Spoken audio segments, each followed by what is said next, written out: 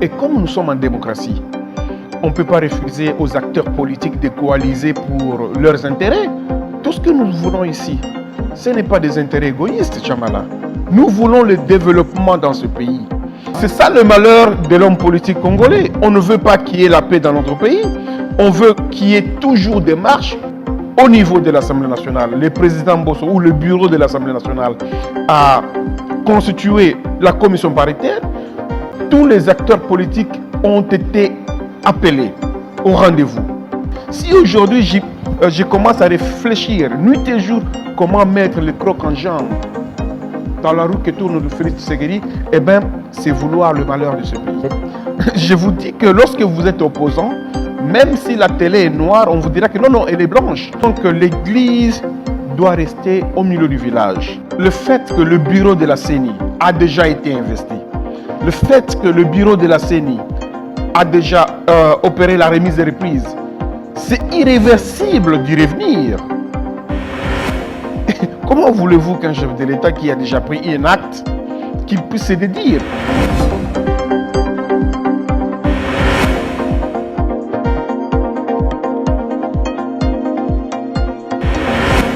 Bonsoir à tous, vous êtes nombreux à nous regarder partout en République démocratique du Congo. Vous êtes à Lubumbashi, vous êtes à Kisangani à l'Équateur, vous regardez en direct Carte sur table, bienvenue, parce que c'est une émission d'actualité. Nous essayons d'apprécier aujourd'hui l'avenir de l'Union sacrée après que Kadima ait été investi par la Cour constitutionnelle. Est-ce l'Union sacrée restera toujours comme elle a été créée au début, ou bien il y aura des fusions? Parce que Moïse Katumbi annonce déjà des consultations. Déjà c'est samedi, Moïse Katumbi a commencé déjà des consultations. Pour quel objectif? On va parler aussi, essayer un peu de parler déjà ce bloc caractérisé par le FCC, de l'autre côté la Mouka.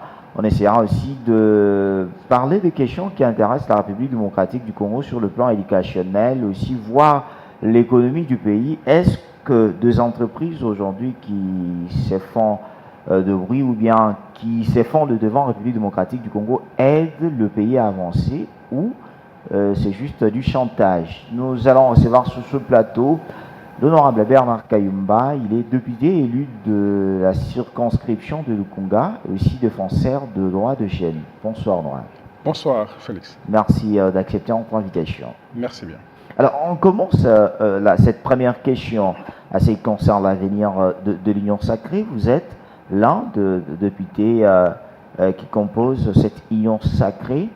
Est-ce aujourd'hui, avec tout ce qui s'est passé sur Kadima comme président de la Commission électorale nationale indépendante, avec tout ce qui s'est dit aujourd'hui, est-ce que voyez-vous que l'Union sacrée restera comme de départ?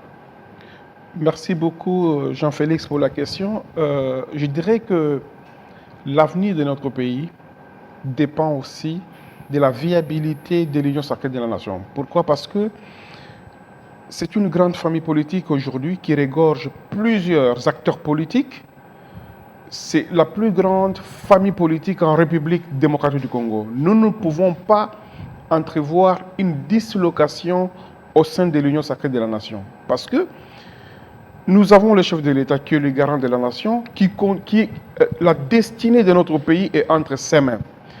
Alors, bien sûr, en politique, il y en a qui naviguent contre l'aiguille d'une montre, mais nous voulons à ce que nous puissions quand même essayer de mettre nos égos de côté, nous, acteurs politiques, et aider le chef de l'État dans sa vision de reconstruire, de voir ces pays se développer.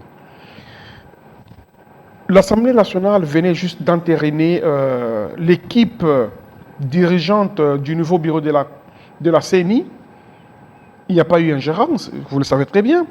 Nous avons juste, au niveau de l'Assemblée nationale, nous avons juste entériné le desiderata des confessions religieuses parce que n'oublions pas que ces confessions religieuses ont une charte à eux et il n'appartient pas à l'Assemblée nationale de s'ingérer dans leurs pratiques habituelles. Ben, ils ont accusé le Kayumba de partir par forcing, de faire le dictat de ce qui était imposé par votre famille politique, justement, pour faire passer quasiment.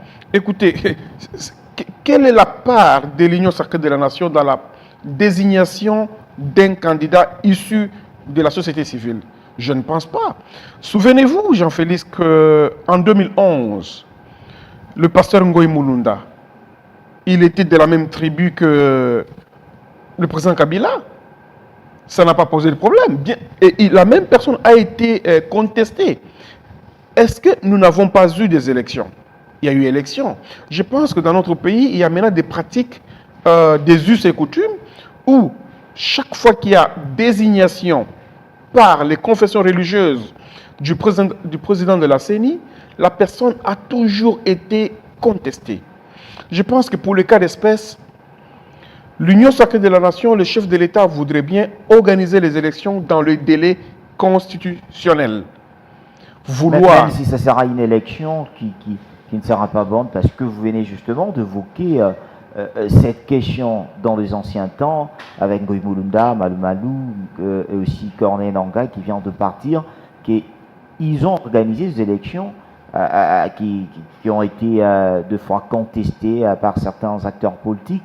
Aujourd'hui, les autres partenaires, que ce soit de l'opposition que vous êtes avec au sein de l'Assemblée nationale, ils vous font voir que si aujourd'hui Kadima la tête de la CENI,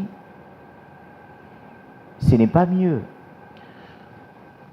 Je pense que c'est un faux débat. Parce qu'il est accusé, hein, vous savez, il est accusé de plusieurs problèmes, Bernard Kayumba. Jean-Félix, on ne peut pas refuser à deux acteurs politiques de réfléchir. Mais alors, les conseils que je donnerais aux acteurs politiques dans notre pays, c'est d'être sur terrain, convaincre cette population. Il ne faut pas commencer déjà avec des prétextes. Nous sommes à 2 ans de l'organisation des élections dans notre pays. Eh bien, c'est lui qui va convaincre le peuple. C'est cette personne-là qui aura la destinée de notre pays. Commencer à pleurnicher maintenant, je pense que ce n'est pas le moment. Qui pleurniche? Et ils sont connus, Jean-Félix, ils sont connus. Je pense que ça soit même... Mais on vous dit, vous de l'Union Sacrée, que vous faites ça par forcing pour se préparer le schéma 2023, au moment où vous-même, vous connaissez, hein, vous-même, que vous êtes en train de faire des choses selon votre propre volonté, sans toutefois aussi faire écoute de ce que l'opposition dit. Jean-Félix, l'Union sacrée de la nation a été taxée de vouloir glisser. Souvenez-vous, il y a quelques mois que beaucoup d'acteurs politiques pensaient que l'Union sacrée est en train de préparer un glissement. Ah oui. Maintenant que nous avons un bureau entériné par l'Assemblée nationale, qui est la représentation nationale du Congo, également, le chef de l'État a investi, il a signé l'ordonnance, investi par la Cour constitutionnelle, qui est l'organe juridique suprême dans notre pays. Nous pensons que c'est une pure distraction chercher à revoir le bureau de la CENI. Parce que ça signifie, vous dites à Fayoulou, c'est du FCC, PPRD, que tout ce qu'ils sont en train de faire, ce n'est qu'une distraction. Jean-Félix, je les conseillerais de se préparer pour les élections. Parce que vouloir méconnaître l'actuel bureau de la CENI, ce n'est pas vouloir les élections en 2023. N'ont-ils pas aussi raison? Pas du tout. C'est une raison qui n'a pas de raison d'être. Nous voulons des élections dans un délai constitutionnel. On vous dit que Kadima n'est pas crédible, il est politique. On l'accuse on l'accuserait d'être proche du chef de l'État. Jean-Félix Chamala, en politique, ce n'est pas tout le monde qui va vous applaudir. Et d'ailleurs, dans notre vie quotidienne, lorsque vous n'avez pas d'ennemis dont vous ne valez pas, même vous qui êtes là, s'il y a des gens qui ne vous combattent jamais, dont vous ne valez pas, il faut alors créer quelques ennemis pour que ces ennemis vont vous donner de la matière pour réfléchir, question de faire mieux dans votre vie. Je pense que pour le cas d'espèce, l'équipe a été investie, la remise et reprise a eu lieu il y a de cela 2 jours, ils se sont mis au travail, ils vont se mettre au travail d'ici ce lundi. Donnons-leur une chance pour que nous ayons des élections transparentes, apaisées en République démocratique du Congo. Alors, vous parlez qu'on puisse leur donner la chance, mais au niveau déjà de la classe politique, il y a déjà une division terrible. On va la Mouka se rapprocher avec le FCC. Moïse Katumbi qui entame déjà des consultations aujourd'hui, c'est-à-dire qui a entamé des consultations de samedi. Est-ce que vous ne voyez pas que même si Kadima est investi, que ça causerait problème à l'Union sacrée de faire la volonté du peuple congolais? Chamala, parce qu'on va assister à des manifestations qui sont déjà annoncées par le camp opposant. Chamala, la dénomination même de notre pays, la République démocratique du Congo. Et donc, et comme nous sommes en démocratie, on ne peut pas refuser aux acteurs politiques de coaliser pour leurs intérêts. Ça ne vous fait pas mal, mais à l'Union sacrée, écoutez, de voir aujourd'hui Fayoulou revenir vers Kabila, former une même famille. Peut-être Katumbi va les rejoindre d'ici. En politique, il n'y a pas du nouveau. Les coalitions se font et ça se défend. Je pense qu'il appartient aux acteurs politiques. Tout ce que nous voulons ici, ce n'est pas des intérêts égoïstes, Chamala. Nous voulons le développement dans ce pays. Et si nous, acteurs politiques, nous commençons à nous entredéchirer pour des intérêts égoïstes, nous ne voulons pas de ce pays, nous n'aimons pas la population qui souffre. Si nous mettons notre pays instable, nous allons chasser des investisseurs. Et qui va en souffrir, c'est la jeunesse congolaise. Mais c'est là où nous sommes en train de partir. Mais c'est ça le malheur de l'homme politique congolais. On ne veut pas qu'il y ait la paix dans notre pays. On veut qu'il y ait toujours des marches. J'aurais bien voulu qu'il y ait des enfants de ceux-là qui appellent les gens à marcher, qu'on voit leurs enfants en train de marcher aussi. Vous verrez la prétendue marche qui est prévue le 6 novembre. Nous voudrions bien voir leurs enfants être en avant-plan, au lieu d'exposer les enfants d'autrui, en leur donnant 5 000 ou 3 000 francs. Voilà un peu ce qui bloque même le développement de notre pays. Je pense que si les gouvernants dans notre pays peuvent s'épancher sur les projets d'investissement, construction des usines, pour que nous évitions à importer tout. Et qu'avec ces usines dans différentes provinces, nous allons maintenant embaucher tous ces jeunes gens communément appelés des Koulouna pour qu'ils nous évitent un peu d'insécurité dans la ville. Nos jeunes gens qui prennent la drogue appelée communément bombée, c'est tout simplement parce qu'ils ne sont pas encadrés. Ils ne vont pas à l'école. Voilà encore une fois les ennemis de la République qui combattent la gratuité de l'enseignement. Eh bien, la gratuité de l'enseignement Chamala, c'est la meilleure des choses qui puissent exister dans notre pays. Une nation, la jeunesse qui n'est pas éduquée, scolarisée, elle aura du mal à se défendre. N'oublions pas que nous sommes tous éphémères, passagers. Il y a la mort qui est inévitable. Si nous ne voulons pas vraiment poser les jalons pour que nos enfants puissent être mieux scolarisés, eh bien, nous n'aimons pas la République démocratique du Congo. J'invite l'ensemble de la classe politique d'aimer ce pays et de soutenir la gratuité pour l'enseignement parce que ce n'est pas seulement la volonté du chef de l'État, mais c'est couché dans la Constitution. Et donc, je pense que nous devons, nous politiques, nous éviter des actions tendant même à fragiliser, décrédibiliser notre pays sur l'échiquier international. Alors, nous allons, comme vous parlez de la gratuité de l'enseignement, on va en parler, mais restons d'abord en politique. Aujourd'hui, vous êtes en Union sacrée, Moïse Katumbi, qui est parmi d'entre vous. On a Jean-Pierre Bemba qui a fait une déclaration qui juste demande la classe politique de faire que ce qui est comme l'intérêt du peuple congolais. Est-ce que Moïse Katumbi, si aujourd'hui il se décide de quitter l'Union sacrée, ça sera une bonne chose ou mauvaise? Félix Chamala, nous sommes la plus grande famille politique qui puisse exister dans notre pays actuellement. Comment ça? L'Union sacrée de la nation. Nous avons plus de 385 députés nationaux et plus de la moitié du Sénat. C'est ça même la classe politique. Vous savez, chaque député national représente au moins un minimum de 100 000 habitants. Et nous pensons qu'on est tous responsables en politique. On ne peut pas interdire à quelqu'un de réfléchir autrement. Et en politique, lorsque vous prenez une action, une décision, il faut s'assumer. Le chef de l'État avait fait appel à tous les acteurs politiques pour accompagner sa vision. La vision selon laquelle il faut voir un Congo prospère, un Congo fort, un Congo intégralement pacifié. Nous pensons que c'est vrai, il peut y avoir des mésententes, c'est vrai, il peut y avoir de divergences d'idées, mais nous pensons que nous n'avons qu'une seule nation, Parce un qu'on seul dit pays. au niveau de l'Union sacrée, de décisions tombent comme de cheveux dans la soupe, et on ne contacte pas les autres. Moïse Katumbi voit que des décisions qui apparaissent. Est-ce que c'est bon avec toutes ces choses, l'avenir du pays? Chamala, le chef de l'État n'aime jamais la division. Mais ça, il crée déjà, Je vais vous donner... il crée déjà cette division. Pas du tout, pas du tout. Je vais vous donner un exemple. Vous avez vu comment M. Noël Tchani avait fait le tapage avec sa fameuse loi sur la congolité.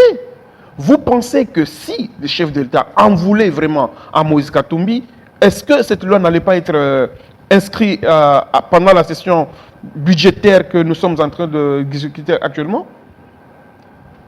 Je pense que au nom de la cohésion, au nom de l'unité du peuple congolais, cette loi a été mise de côté. C'est pourquoi nous devons aussi privilégier la cohésion, à part les intérêts personnels que nous avons en tant qu'acteurs politiques. J'invite encore une fois l'ensemble politique. Ce pays a besoin de notre apport, notre soutien pour son développement. Sinon, c'est cette jeunesse, si nous hypothéquons l'avenir de la jeunesse congolaise. Nous qui sommes encore... Mais cette jeunesse que vous-même, politiciens, vous aimez manipuler, utiliser dans vos manifestations, prendre la première place. Vous savez, Chamala, c'est ce qu'on appelle en lingala Kosim Samototouche.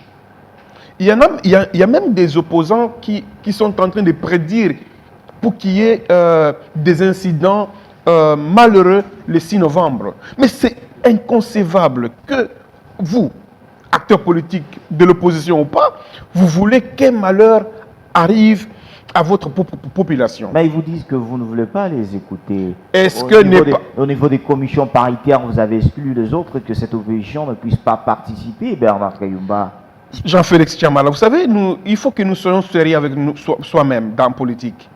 L'honnêteté, l'intégrité, ce sont des valeurs qu'un politique dans notre pays doit avoir. Qui en manque entre l'Union sacrée et les autres? Non, pas du tout. Je dirais que lorsque, au niveau de l'Assemblée nationale, le président Bosso ou le bureau de l'Assemblée nationale a constitué la commission paritaire, tous les acteurs politiques ont été appelés au rendez-vous. Mais lorsque vous déclinez l'offre de participer à une commission paritaire, devons-nous bloquer le bon fonctionnement des institutions étatiques au nom des intérêts égoïstes? Je ne pense pas. Devons-nous bloquer le processus électoral parce que moi, Kayumba, je refuse de désigner un membre au sein du bureau de la CENI? Parce que vous ne voulez pas les écouter aussi, Bernard Kayumba. Ils vous disent que, ok, nous allons partir aux élections en 2023, mais au moins réveillons un peu notre voiture qui peut avoir de panne technique. Mais vous dites, même s'il y a de panne technique, avançons seulement, mais au moins qu'on arrive à Matadi.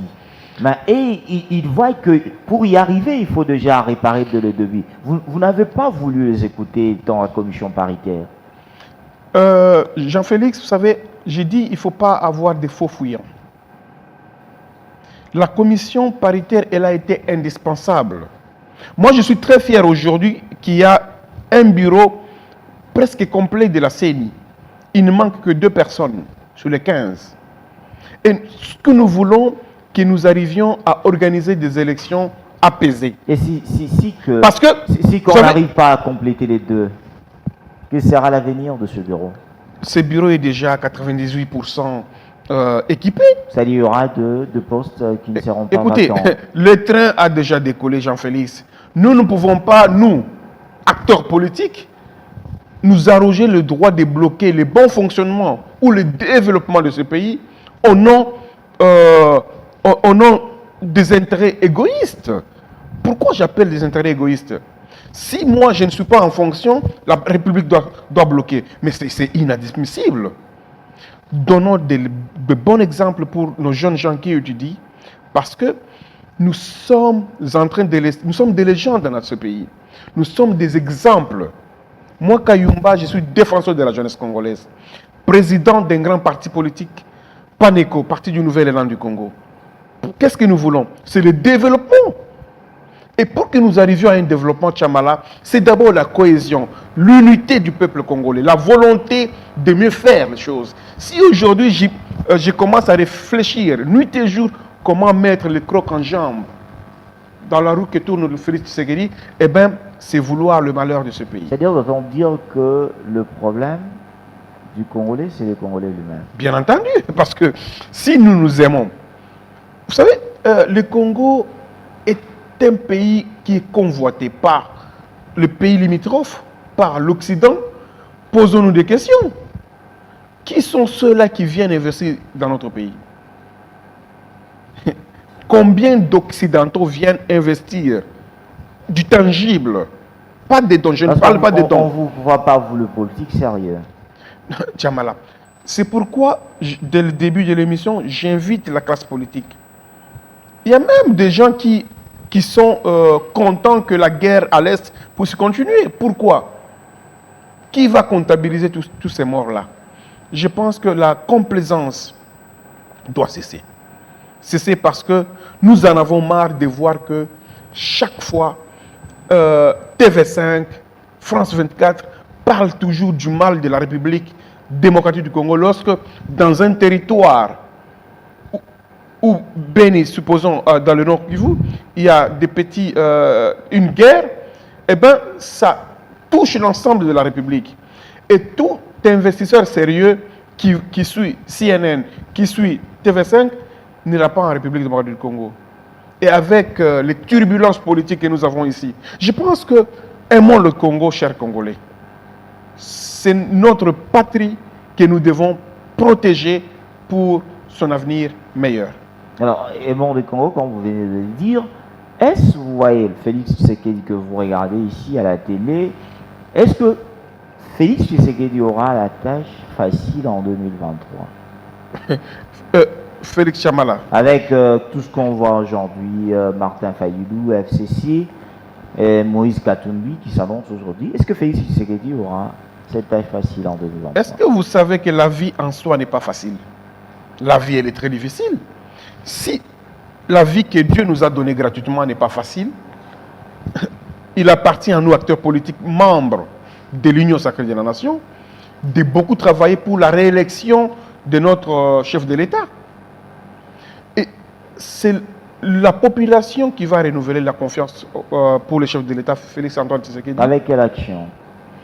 Écoutez, Jean-Philippe. Parce qu'on parle de Bernard Kayumba, qu'il n'y a rien qui change. Il n'y a rien, trop de promesses, trop de dires. Mais, plan matériel, on ne voit pas ce que Félix Tshisekedi a réalisé. Il n'y a que des Ivoiriens qui ne voient pas certaines avancées significatives dans le sens du développement de notre pays. Je vous dis que lorsque vous êtes opposant, même si la télé est noire, on vous dira que non, non, elle est blanche. Tout ce que Ambongo dit, Ambongo qui est là sur le grand, tout ce qu'il dit sur le pouvoir actuel, c'est faux. Non, écoutez, moi je ne veux pas entrer sur les terrains des autorités ecclésiastiques, mais nous pensons que l'Église doit rester au milieu du village. L'Église doit prôner la paix et prier pour que Dieu Tout-Puissant nous fasse grâce pour que l'unité puisse primer.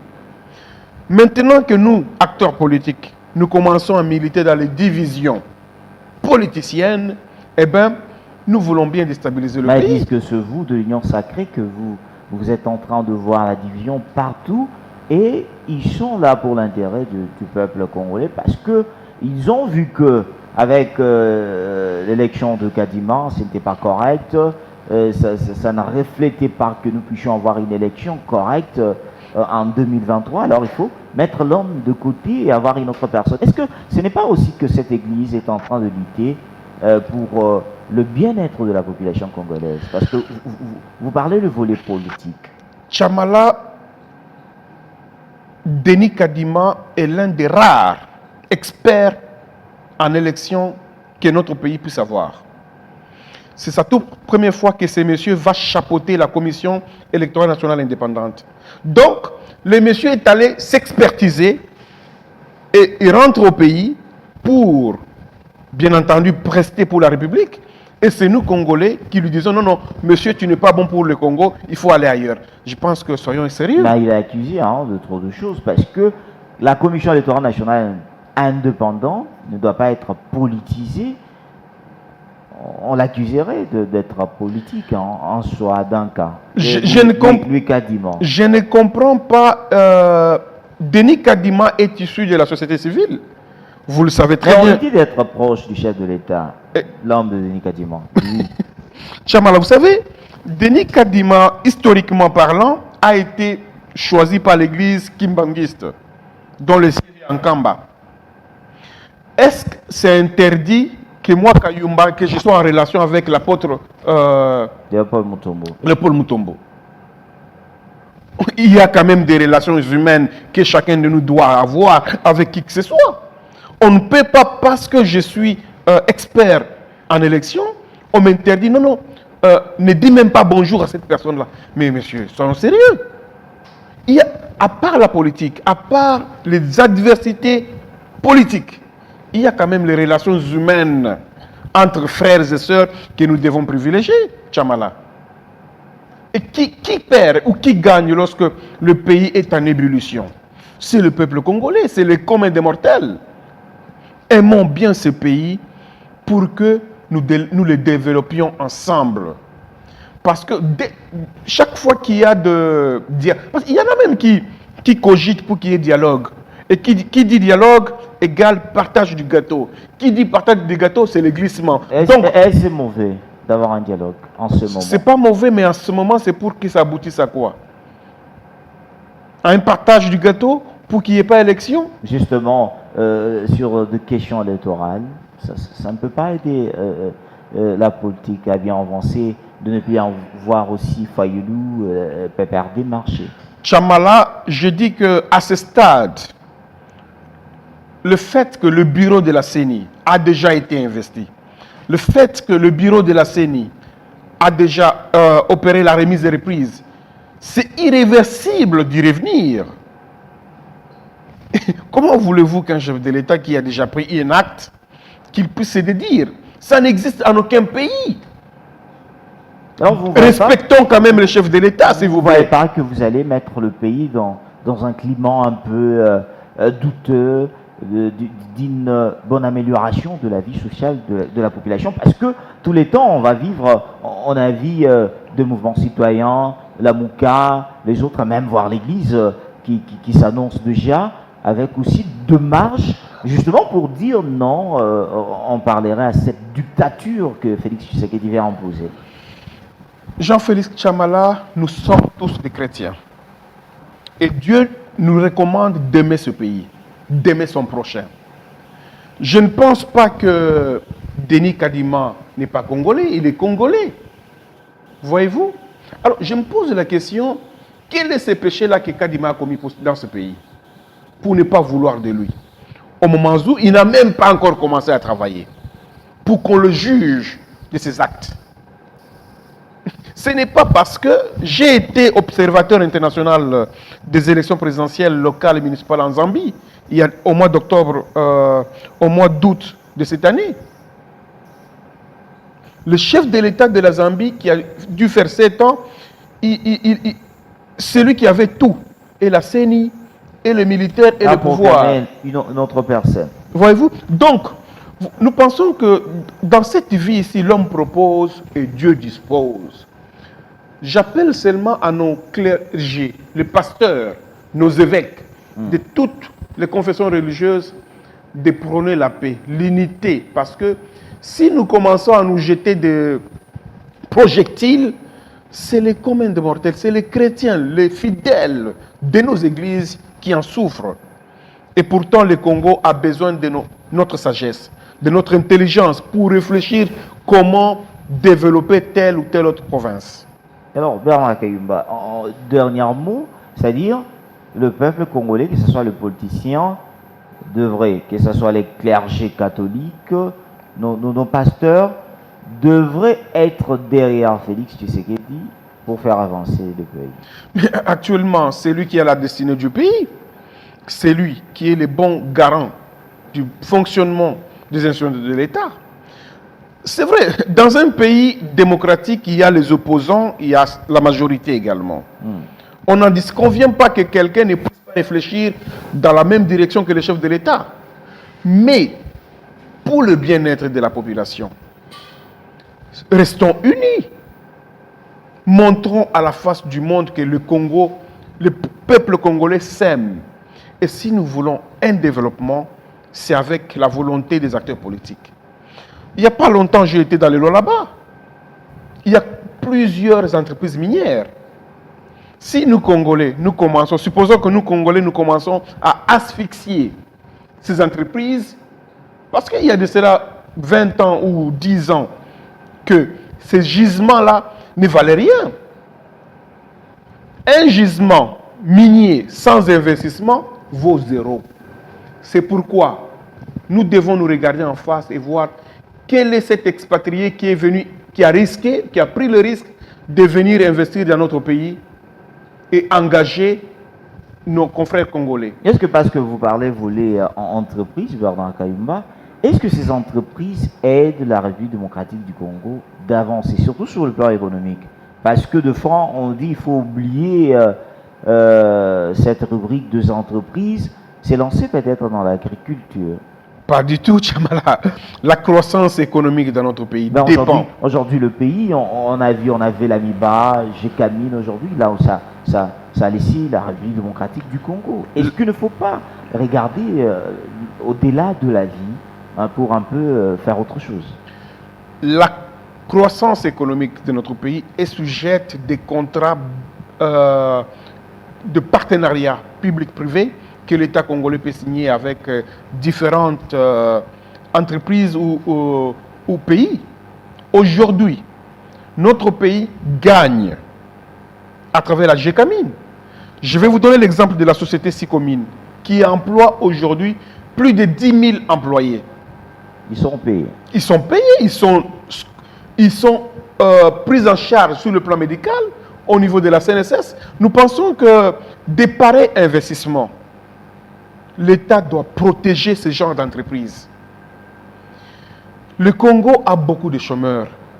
Nous ne pouvons pas continuer à asphyxier certaines entreprises qui travaillent pour le développement. Nous connaissons bien beaucoup d'ONG qui sont financées par les ennemis de la RDC pour nuire à d'autres entreprises.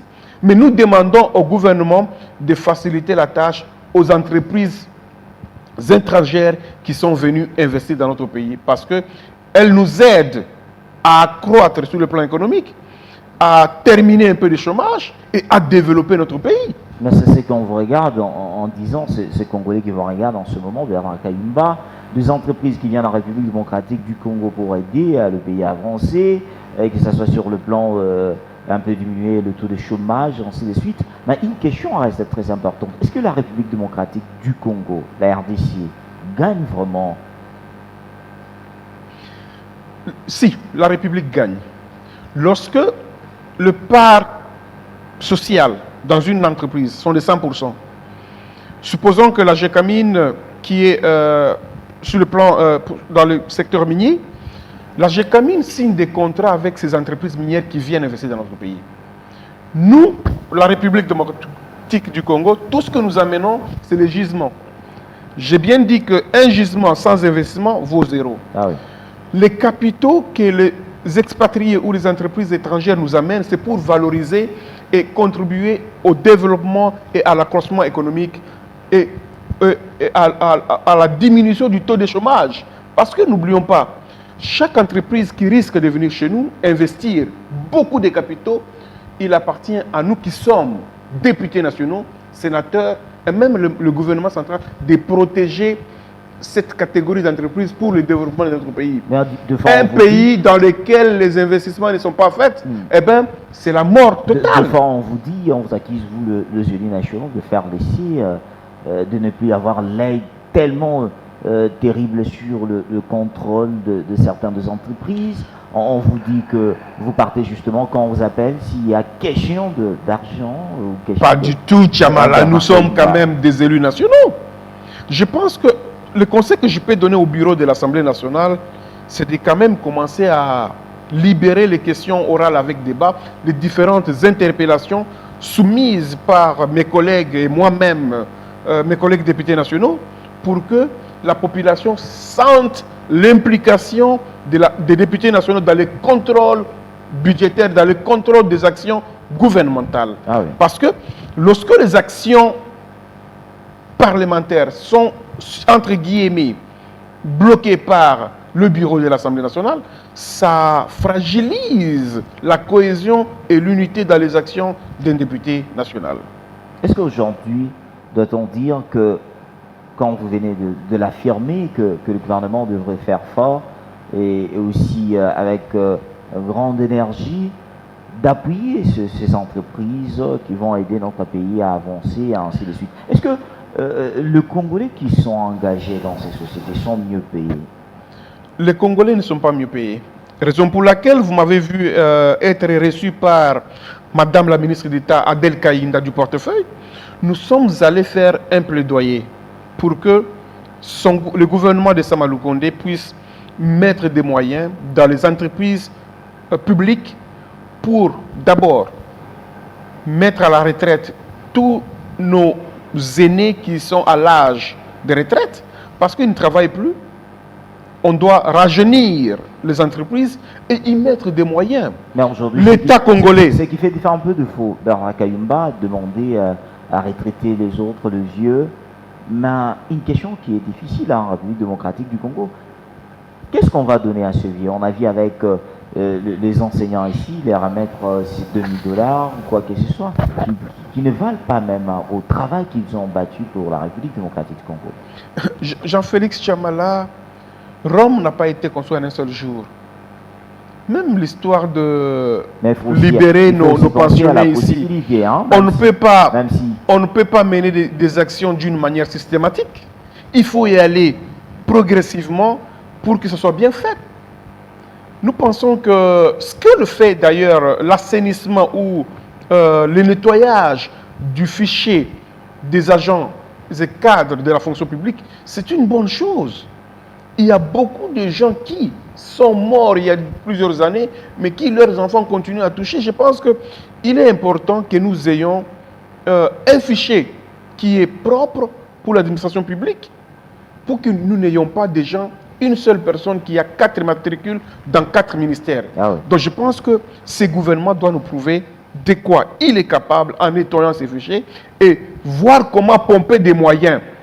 Le gouvernement est crédible pour contracter des crédits, pour voir par palier. On peut choisir la GECAMIN, l'ONATRA, l'OCC. Vous voyez la grève à l'ONATRA, la route ferroviaire que nous avons, le transport maritime. Tout ce que demandent les agents de l'ONATRA, c'est de ne plus privatiser les ports. Dès lors que notre pays va continuer à privatiser les ports, ça va fragiliser les entreprises étatiques, les entreprises publiques. Donc nous pensons qu'il y a lieu de mettre du sérieux dans ce que nous faisons pour que nous redonnions l'espoir à ceux-là qui ont travaillé durant plusieurs années dans nos entreprises publiques. Alors, dans des entreprises publiques, on va un peu parler de l'éducation. Bernard Kayumba, défenseur de jeunes, on voit ces derniers temps sur terrain avec 2 actions qui semblent, moi, amener à la jeunesse au même terme de réflexion. On entame d'abord cette question. On vous a vu sur cette décision du ministre de l'enseignement supérieur universitaire. Où en sommes-nous avec votre démarche? Merci beaucoup, Chamala. Depuis le 28 ou le 27 septembre de cette année 2021, Monsieur le ministre de l'enseignement supérieur universitaire Mwindo Zangui s'était arrogé le droit de fermer la faculté de médecine dans certaines universités que je considère jugées à tort non viables. Et pourtant, ces universités fonctionnent avec des actes réglementaires.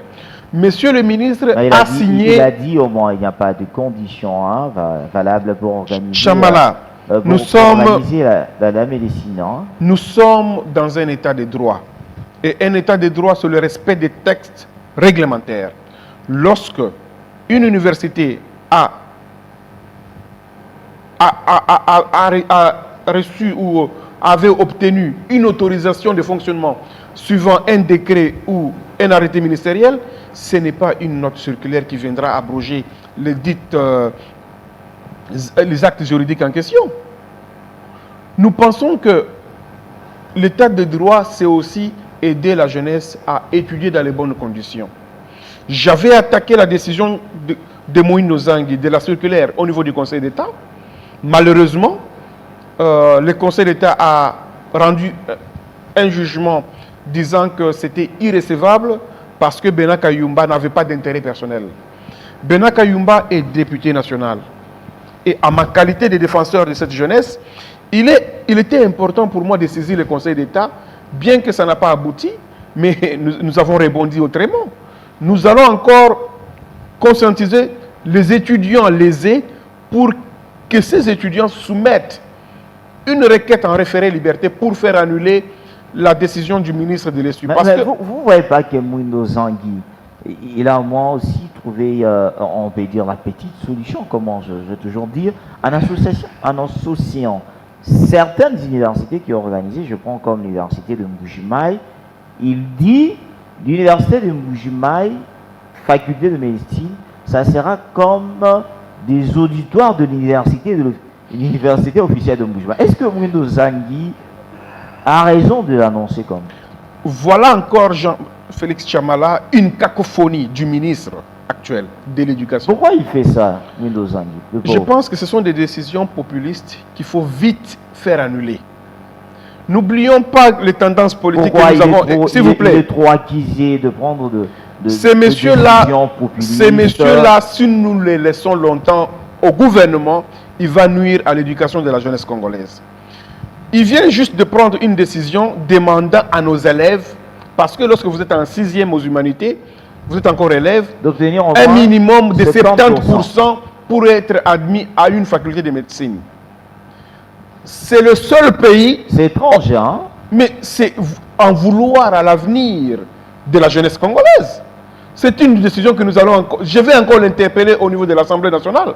C'est pourquoi je demande au bureau d'aligner nos questions, nos interpellations, parce que nous ne pouvons pas continuer à soumettre des interpellations qui ne sont pas alignées. Mais pourquoi ça nous fragilise. Pourquoi il le fait? Est-ce que Mwindo Zangui lui-même il a obtenu 70%?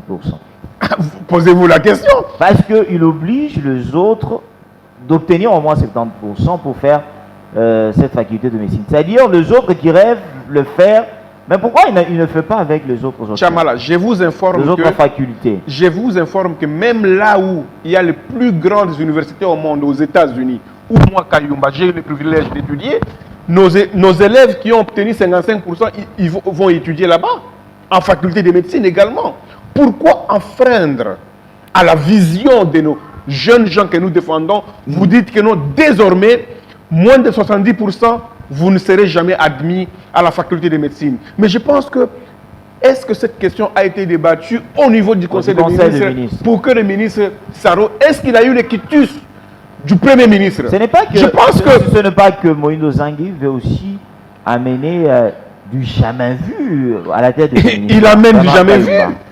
Je l'ai vu il y a de cela 2 jours chez lui à Butembo, parce qu'il a vu le chef de l'État. C'était en Israël.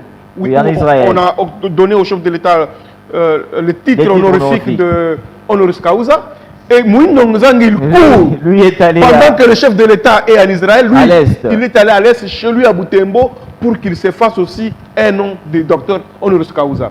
Et Chamala, sur les 16 universités que Mouindo Nzangi a dit que pour lui c'est viable, il y a une université dans le Sankourou qui s'appelle l'université de Tchoumbé, c'est en paille, sans clinique, sans labo. S'il vous plaît, je même aussi termine. quand il donne l'université de Mboujima, quand vous prenez l'université de Mboujima et l'université officielle de Mboujima, vous allez remarquer que l'université de Mboujima est remplie au moins qui a les cliniques, ainsi de suite, mais qui ne veut pas qu'il puisse organiser cette faculté de médecine. Pour nous qui sommes de l'Union sacrée de la Nation, Mouindo Nzangi est en train de nuire à notre électorat.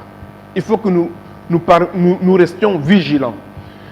Sur les 16 universités que Mouindo Nzangi a accordé la viabilité, il y a 7 qui sont issues de sa propre province d'origine, le Nord Kivu. Et 3, donc parce que le gouvernement, ça maintenant que 6 mois. Ah oui. Dans les 6 mois que Mouindo Nzangi est au gouvernement, il vient d'autoriser 3 universités du Nord Kivu et Sud Kivu pour le 3e cycle. Pas ailleurs.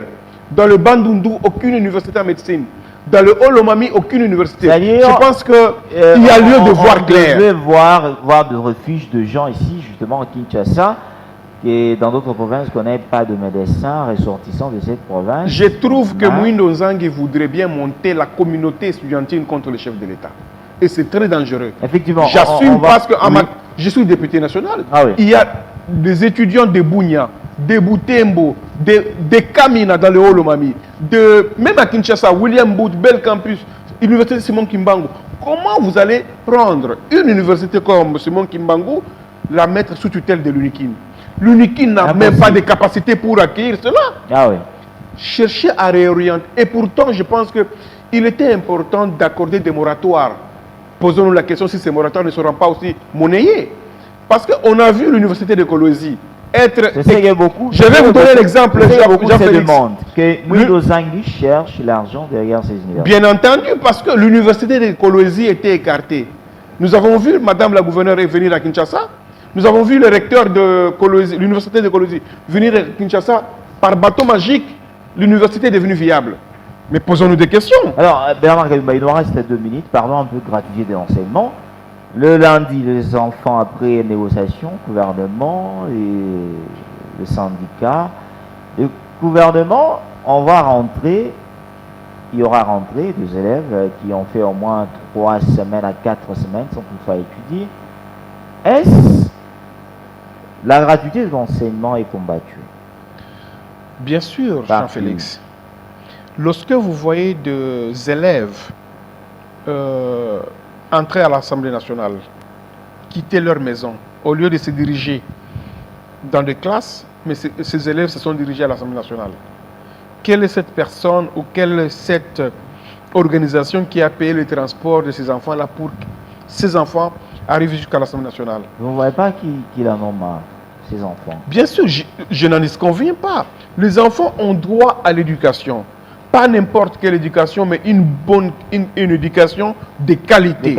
Mais lorsque nous voulons que cette éducation-là soit 100% meilleure, nous devons y aller d'une manière progressive. Je suis content que hier, les enfants de Lukunga, qui n'avaient pas accès à l'éducation, aujourd'hui, grâce à la gratuité, ces enfants ont quand même profitent de cette gratuité pour avoir une éducation.